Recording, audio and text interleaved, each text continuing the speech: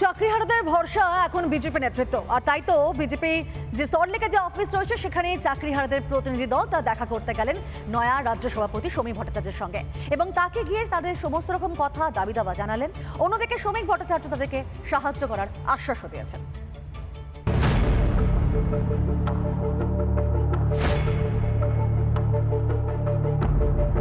রাজ্য সরকার আমাদের মিথ্যা মামলা দিচ্ছেন, কিন্তু যোগ্য তালিকা দিচ্ছেন না।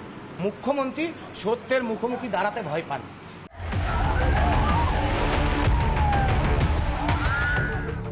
তৃণমূল দুর্নীতি করছে, শিক্ষাকর্মীদের চাকরি গিয়েছে। এই পরিস্থিতিতে চাকরিহারাদের ভরসা বিজেপি। চাকরিহারারা অবশেষে তাদের চাকরি ফিরে পেতে যে পন্থা অবলম্বন করলেন সেটা হলো বিজেপি পার্টি অফিসে। আজকে তারা বিজেপি পার্টি অফিসে এলেন, এসে সদ্য নির্বাচিত রাজ্য সভাপতি শ্রমিক ভট্টাচার্যের সঙ্গে সাক্ষাৎ করলেন। শনিবার সকালে বিজেপির সল্টলেকের পার্টি অফিসে যান চাকরিহারাদের প্রতিনিধি দল। দেখা করেন বঙ্গ বিজেপির নয়া সেনাপতি শ্রমিক ভট্টাচার্যের সঙ্গে। আমাদের রাজ্যের প্রধান বিরোধী দল কিংবা অন্যান্য রাজনৈতিক দলগুলোকে বাদ দিয়ে আমরা এই চোর স্বৈরাচারী রাজ্য সরকারের সঙ্গে লড়ে পেরে উঠতে পারবো না। নতুন রাজ্য সভাপতি শ্রমিক ভট্টাচার্য মহোদয়, তার সাথে আমরা সাক্ষাৎ চেয়েছি। তিনি আমাদের সাথে যে এই 3 তারিখ তিনি সভাপতি হয়েছেন, যে তিনি আমাদের সময় দিয়েছেন, আমরা তার প্রতি প্রথমেই কৃতজ্ঞ। হ্যালো করি পাও চাকরি, স্কুলে নিয়োগের ক্ষেত্রে এটাই নিয়ম করে ফেলেছিল তৃণমূল। এর জেরে 2016 সালে এসএসসি প্যানেল বাতিল করে কলকাতা হাইকোর্ট। বাতিল হয় প্রায় 26,000 শিক্ষাকর্মীর চাকরি।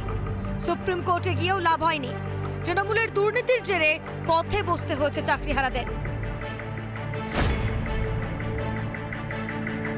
কোনো রাজনৈতিক দলের প্রতি কোনো অন্ধ বিরোধিতা নেই। আমরা অভিষেক ব্যানার্জিকেও বলেছি, আপনি কি করে চুপ করে থাকেন? এত বড় একটা দলের আপনি সাধারণ সম্পাদক, আপনার পিসি চাকরি চুরি করেছে, মমতা বন্দ্যোপাধ্যায় চাকরি চোর, কি করে চুপ করে থাকেন আপনি? মাননীয় প্রধানমন্ত্রী, তিনি আমাদের সকলের প্রধানমন্ত্রী। তার সাথে আমাদের জীবনে ঘটে চলা যোগ্য শিক্ষাকর্মীদের মুখে খাবার নেই, সন্তানদের মুখে কি তুলে দেবে জানা নেই। আমরা রাস্তায় আন্দোলনে অনশনে, আমরাই সেই অনশনকারী সুমন বিশ্বাস, পঙ্কজ রায়, প্রতাপ রানা সাহা। সেই বক্তব্য আমরা তুলে ধরবো যে মাননীয় প্রধানমন্ত্রীর সেই সভায় আমরা সব চাকরিহারারা যাব, যদি ভারতীয় জনতা পার্টি আমাদেরকে অ্যাসিওরেন্স। এ মাসেই বঙ্গ সফরে আসছেন প্রধানমন্ত্রী নরেন্দ্র মোদী। দমদমে সভা করার কথা রয়েছে তার। সেই সভাতেই প্রধানমন্ত্রীর কাছে নিজেদের দুর্দশার কথা জানানোর কথা ভাবছেন চাকরিহারারা।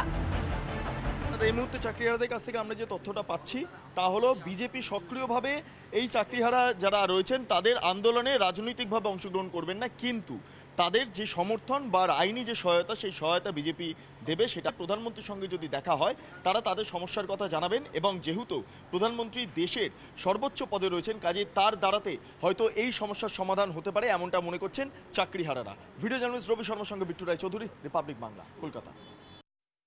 নানা ধরনের কন্টেন্ট দেখার জন্য লাইক করুন, শেয়ার করুন আমাদের ফেসবুক পেজ, সাবস্ক্রাইব করুন আমাদের ইউটিউব চ্যানেল। পাশাপাশি অন্যান্য ব্রেকিং নিউজের জন্য অবশ্যই চোখ রাখুন রিপাবলিক বাংলায়।